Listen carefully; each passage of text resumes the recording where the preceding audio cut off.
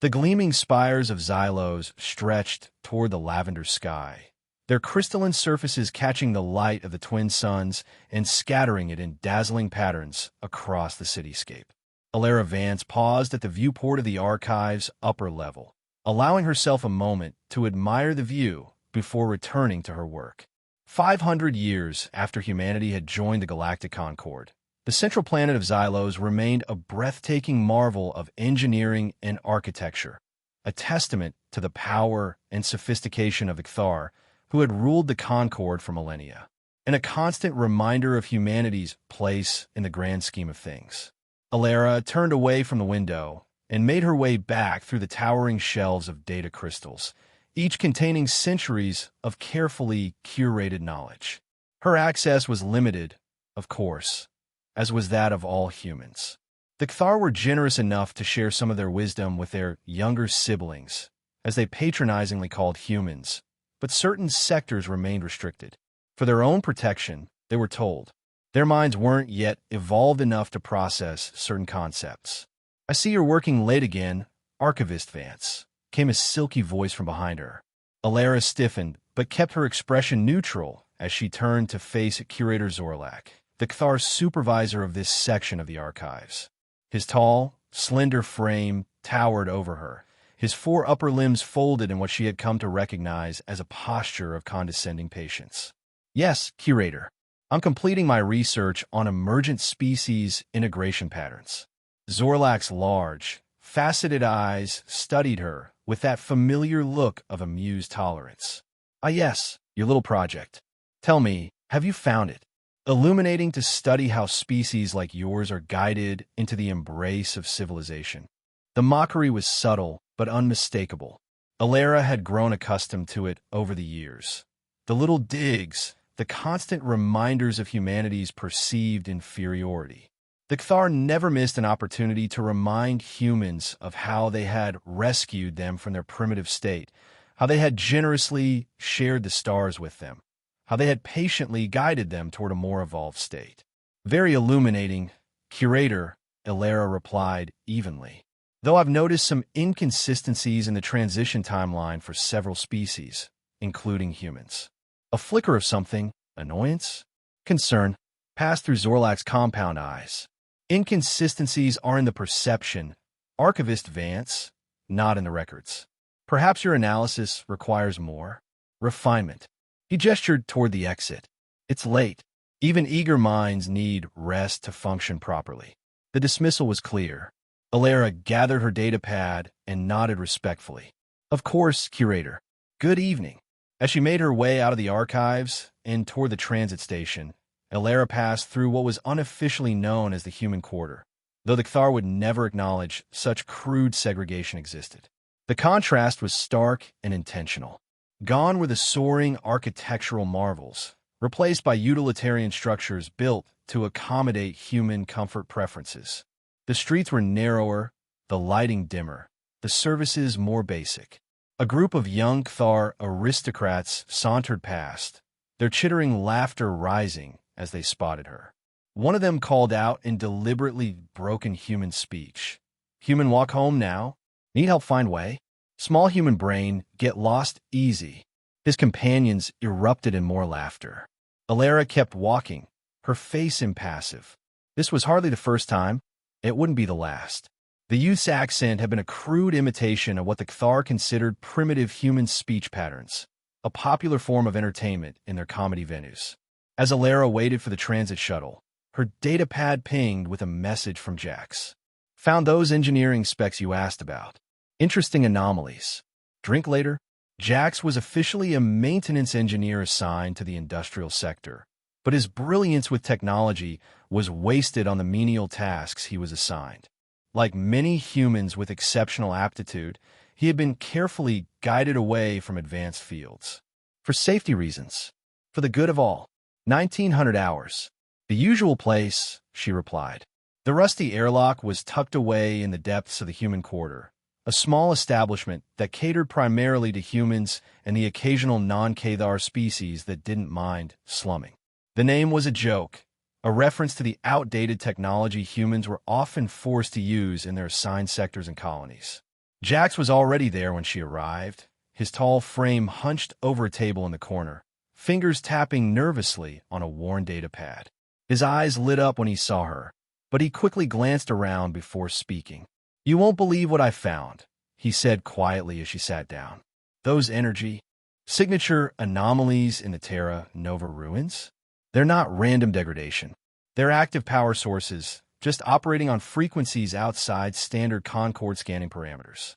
Alara felt a chill run through her. Terra Nova, humanity's primary colony world, was a harsh, semi-arid planet that had been generously granted to humans by the Cathar. Its surface was dotted with ancient ruins, supposedly the remnants of a long-extinct indigenous civilization. Humans have been told they were of little scientific value, merely curiosities that predated space travel. "That's impossible," she whispered. "Those ruins are at least 10,000 years old." Jax shook his head. "The ruins might be. The power sources aren't. And here's the kicker. They respond to human biosignatures. Specifically human." Alara's mind raced. This aligned with the discrepancies she'd been finding in the official historical records. Small inconsistencies in the timeline of humanity's discovery and integration into the Concord. "Jax, I found something too.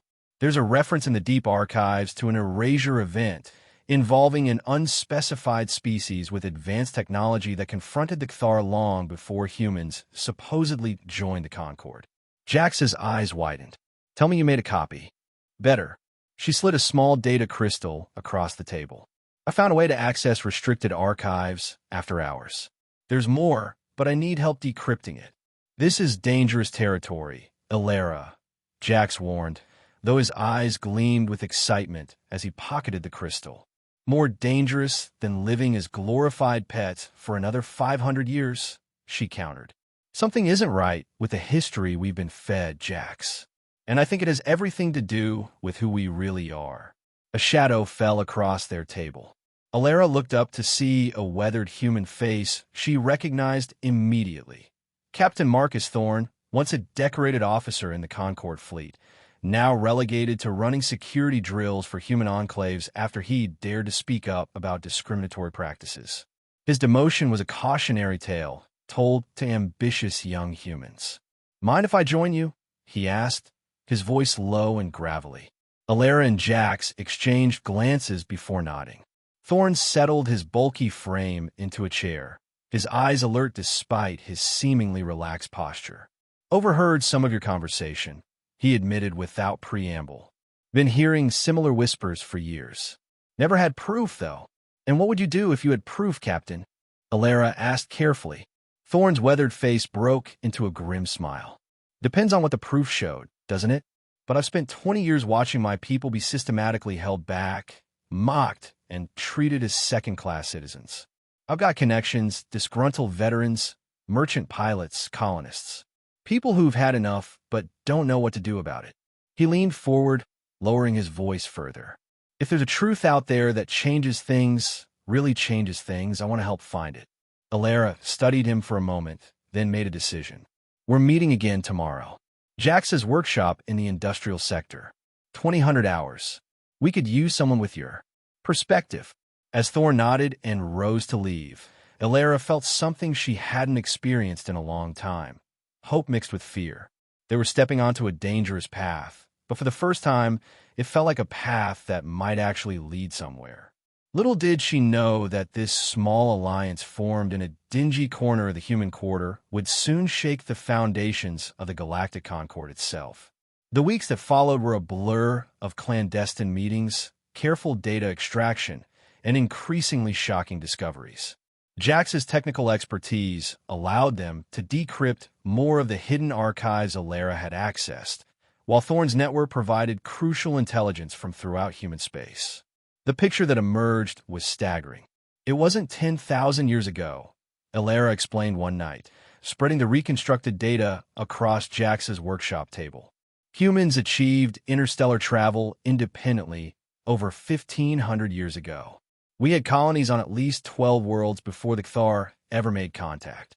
Thorne's face was grim as he studied the evidence. "And this erasure event, it was us," Jax said quietly, looking up from his analysis. Humans were the unnamed species that challenged Cthar expansion. There was a brief but intense conflict. We were holding our own, maybe even winning, when something happened, some kind of catastrophe. Not a natural catastrophe, Ilera added. The records are fragmented, but it appears the Cthar discovered a vulnerability in human technology and exploited it. Some kind of cascading systems failure that affected all connected human tech. It sent human civilization into a collapse. And then they came in as saviors, Thorn growled. Found the survivors, struggling in a new dark age, and uplifted us out of our primitive state. Rewrote our history. Not completely rewrote, Ilera corrected. They couldn't erase everything. That's why we have myths about lost golden ages, ancient astronauts, advanced civilizations that mysteriously disappeared. Those aren't myths, they're fragmented cultural memories. Jax had been unusually quiet, focused on a series of scans from the Terra Nova ruins. That's not all, he said finally. Those power signatures I found, they're part of a dormant defense network. And I think I can activate it. The implications were enormous. For 5 centuries, humans have been told they were lucky to be included in the Grand Concord. They have been assigned resource-poor worlds, restricted from advanced research, kept in menial positions, and constantly reminded of their inherent limitations. All while the truth that humanity had once stood as equals to the Cthar, had challenged them and nearly prevailed, remained buried. We need to tell people, Ilera said firmly. All humans, everywhere in the Concord. And start what? A rebellion. Jax asked, though his tone suggested he already knew the answer. Start with the truth, Thorn said. The rest will follow naturally. Using Thorn's network of disaffected veterans and colonists, they began carefully disseminating their discoveries through secure channels. Small groups gathered in back rooms and underground shelters across human settlements.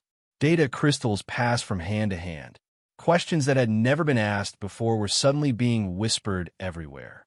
Why did the Cthar restrict human reproduction rates on colony worlds? Why were humans the only species required to have travel permits between Concord sectors? Why were ancient human ruins off-limits for human archaeologists? The Cthar noticed a change. Small crackdowns began. Increased surveillance in human areas. Random security sweeps. Arrests for minor infractions that would have been ignored before. They're nervous, Thorn observed as they watched a patrol sweep through the human quarter from the safety of a hidden observation point. Good. But it was Ilera who recognized the true danger. We need to move faster. If they realize how much we know, they'll shut everything down. We'll lose our chance. The catalyst came 6 months into their quiet revolution, and it was more terrible than any of them could have anticipated. A delegation of human students from Terra Nova had been invited to Xylos as part of a cultural exchange program, a rare opportunity that was heavily publicized as evidence of Cthar generosity. The students, ranging in age from 15 to 18, were to tour the magnificent Central Plaza and observe a session of the Cthar High Council. Ilera watched the live broadcast with growing unease. The students looked uncomfortable under the scrutiny of the Cthar crowd, their escort rushing them through the plaza with minimal explanation of the architectural and cultural wonders around them. Then it happened. A group of young Cthar aristocrats, the same type who regularly mocked humans for sport, surrounded the delegation. What began as the usual taunting quickly escalated as one of the Cthar youth grabbed a datapad from a student named Lyra. Does primitive human female actually understand technology? The Cthar mocked, holding it above her reach. Perhaps better for humans to use stone tablets. Yes? When Lyra tried to retrieve her property, the Cthar shoved her roughly. She fell backward, striking her head on the ornate stone pavement. Blood pooled beneath her as the other students cried out in alarm. Instead of helping, the Cthar group laughed. Human bodies fragile like their minds, one commented loudly. The broadcast cut off abruptly. Later reports revealed that Lyra had suffered a severe concussion and internal bleeding. But rather than punishing the Cthar youths involved, the High Council issued a statement claiming that the human students had provoked the incident through culturally insensitive behavior. As a punitive measure, They imposed sanctions on critical supply shipments to Terra Nova. The response across human settlements was immediate and visceral. Peaceful protests erupted on Terra Nova and other colonies. On Xylos, humans walked out of their jobs in the service and maintenance sectors. The Cthar response was swift and brutal. Security forces were deployed to maintain order. Protest leaders were arrested. On Terra Nova, when the demonstrations continued to grow, Governor Kryll ordered a communications blackout and deployed riot suppression drones. "It's happening too fast," Alara told Jax and Thorn as they watched the chaos unfold from their hidden base in the industrial sector. "We're not ready. We'll never be more ready," Thorn countered. "The Cthar have shown their true face for all to see. This is our moment." Jax looked up from his terminal, his face pale. "I've just received word from my contact on Terra Nova. Governor Kryll has ordered the use of lethal force against the protesters in New Hope City. 28 confirmed dead so far, including 3 children." Alara closed her eyes briefly, feeling the weight of what was to come. "Activate the network," she said quietly. "All of it. Now." Jax nodded grimly and began the sequence they had prepared over the past months. A cascading set of commands that would activate the dormant defensive systems hidden within the ancient ruins across human colonies. Simultaneously, Thorn sent the coded message that would mobilize his network of veterans and sympathizers. Within hours, the carefully planned reaction was underway. On Terra Nova, ancient defense systems roared to life, disabling the Cthar suppression drones and security grids. Thorn's veterans, using access codes he had preserved from his time in the fleet, seized control of several lightly armed transport vessels and began running interference against Cthar security ships. But the most crucial role fell to Alara. While the Cthar focused their attention on the physical uprising, she implemented the final stage of their plan. Using access pathways she had spent months identifying, she breached the central communication network of the Concord from a terminal deep within the archives. Her message, broadcast simultaneously across all Concord frequencies in every major language, was simple but devastating. "People of the Galactic Concord, I am Alara Vance, human archivist and historian. What I am about to share has been hidden from you, from all of us, for centuries. The history you know is a lie, carefully crafted by the Cthar to maintain their power." One by one, she revealed the truths they had discovered about humanity's independent achievement of interstellar travel, about the war, about the deliberate technological sabotage that had sent human civilization crashing back to a pre-industrial state, about how the Cthar had then presented themselves as benevolent saviors to the surviving humans, erasing their true history and relegating them to servitude. But she didn't stop there. "Humans are not the only victims of this deception," she continued, displaying evidence they had uncovered about other species whose histories had been similarly manipulated. "The Cthar have systematically identified and neutralized any civilization that might challenge their dominance, then rewritten history to erase these events." The broadcast continued for nearly an hour as Alara methodically presented the evidence. When it was done, the Galactic Concord would never be the same. The Cthar response was immediate. High Marshal Forlag deployed the Central Fleet to Terra Nova with orders to pacify the human rebellion at any cost. The massive armada, hundreds of warships crewed by Cthar and their most loyal vassal species, represented overwhelming force against the hastily organized human resistance. "This is it," Thorn told his ragtag fleet of commandeered vessels and ancient defense ships as they positioned themselves in the asteroid belt near Terra Nova. "They outnumber and outgun us. But we have surprise on our side, and we have truth. Make every shot count." The battle that followed would later be known as the liberation of Terra Nova. The Cthar fleet, confident in their superiority, advanced in standard formation, expecting minimal resistance. Instead, they found themselves confronted by weapons and defense systems operating on principles their sensors could barely detect. The reactivated technology of humanity's forgotten golden age. Phase-shifted energy weapons punched through Cthar shields. Gravity manipulation fields disrupted their formation. Ancient automated defense platforms, hidden within asteroids and beneath Terra Nova's surface, activated in coordinated sequence. Still, the Cthar advantage in numbers and firepower was enormous. Human ships, despite their unexpected effectiveness, were being destroyed one by one. Defense platforms were being systematically targeted and eliminated. Thorn's brilliant tactics bought time, but it was clearly not enough. Then something unexpected happened.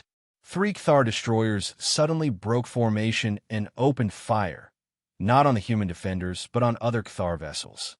Then 5 more ships changed targets. Then a dozen. What's happening? Thorn demanded as he watched the Cthar fleet fall into disarray. The answer came moments later when a transmission cut across the battle frequencies. It was from Commander Tarak, a mid-level Cthar officer. "This is Commander Tarak of the 7th Battle Group. We have received and verified Archivist Vance's transmission. We refuse to participate in this genocidal action against the human species. We call on all Concord vessels to stand down and demand an immediate convening of the full Concord Assembly to address these allegations." Across the Concord, Alera's broadcast had shattered centuries of carefully constructed narratives. Many Cthar, particularly younger officers and those from less privileged castes, were stunned by the revelations. Some refused to believe them. Others recognized the ring of truth and were horrified by what had been done in their name for generations.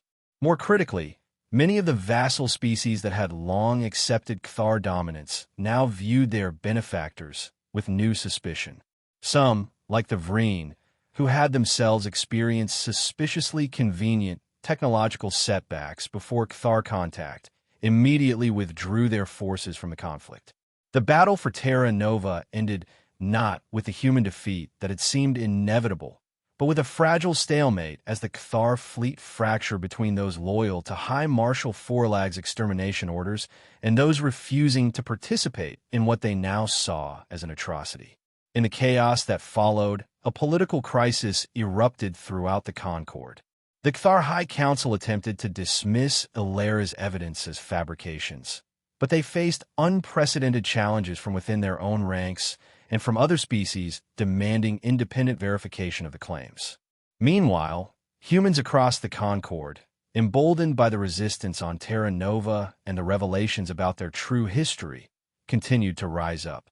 Colonial administrations were overthrown. Cthar officials were detained or forced to flee. The carefully maintained system of control that had kept humanity subjugated for 5 centuries began to crumble. 3 weeks after the Battle of Terra Nova, with the Concord teetering on the brink of total collapse, the Cthar High Council finally conceded to demands for an emergency summit of all Concord species. The location chosen was symbolic, neutral space near Terra Nova itself, where the human delegation could attend as equals rather than as subjects. Alera and Thorn were selected to represent humanity, along with leaders who had emerged from the colonial rebellions. The negotiations were tense, with hardline Cthar representatives still advocating for a military solution to restore order.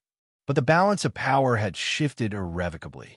Too many Cthar had defected or expressed doubts. Too many vassal species were questioning their own histories. And humanity, though still militarily outmatched in absolute terms, had demonstrated both the will to fight and access to technologies that the Cthar had believed long neutralized. When the Accords of New Terra were signed a month later, they established a framework for a transformed Concord. Humans received full sovereignty over their colony worlds and reparations for centuries of exploitation. The historical record would be revised based on evidence rather than Cthar narrative. A commission was established to investigate similar historical manipulations against other species. The Cthar, while still influential, lost their position of absolute dominance. Those responsible for the most egregious abuses, including Governor KRYLL and High Marshal Forlag, were tried for crimes against sentient beings. As the new era dawned, Alera stood on a balcony overlooking the rebuilt Central Plaza of New Hope City on Terra Nova. The rising sun cast long shadows across the landscape, where ancient ruins now stood side by side with new construction, a visual metaphor for humanity's reclaimed past and promising future. Jax joined her, his expression thoughtful as he gazed at the partially excavated dome of an ancient human structure, now revealed to be not an indigenous ruin, but a colony ship from Earth's first wave of interstellar expansion. "Sometimes I still can't believe we did it," he said quietly. "We almost didn't," Alara reminded him. "If the Kthar had been united, if Commander Tarak hadn't made his choice, if your tech hadn't worked, if you hadn't been brave enough to seek the truth in the first place," Jax added. Alara shook her head. "It wasn't just me. It was all of us, everyone who questioned, everyone who remembered, everyone who refused to accept that mockery and subjugation were all we deserved." Captain Thorne, now Admiral Thorne of the newly established Human Defense Force, approached them, his uniform crisp but his expression troubled. "The Vreen ambassador just contacted me," he said without preamble. "They've been conducting their own investigations into their pre-contact history. They found evidence similar to ours, an advanced civilization, a suspicious catastrophe, a convenient rescue by the Kthar. They won't be the last," Alaris said. "The pattern is clear now that we know what to look for." Which raises the question, Jax noted, how many other species out there might have been similarly erased? And what responsibility do we have to them? Alara turned back to the horizon, where the ruins of the past and the structures of the present gave way to the open, uncharted future. That's the question we all have to answer now, isn't it? Not just humans, but everyone in the Concord. What kind of galactic community do we want to build? The Kthar hardliners were already regrouping, she knew. Some humans were calling for revenge rather than reconciliation. Ancient technologies were being unearthed that could be used for protection or domination. The path forward was anything but clear. But for the first time in 5 centuries, humanity would walk that path on their own terms, with their true history intact and their dignity restored. No longer mocked, no longer subjugated, but standing tall among the stars as they were always meant to do. It wouldn't be easy. Nothing worth having ever was. But as Alara watched the sun climb higher in Terra Nova sky, she felt something that had been rare during the centuries of oppression. Hope. Not just for humanity, but for all those who had been denied their rightful place in the cosmos. The Kthar had mocked humans for centuries, treating them as lesser beings, hiding their true potential from themselves. But patience, even generational patience, had its limits. And when that limit was finally reached, the consequences had shaken a galaxy. The true test would be what they built from here.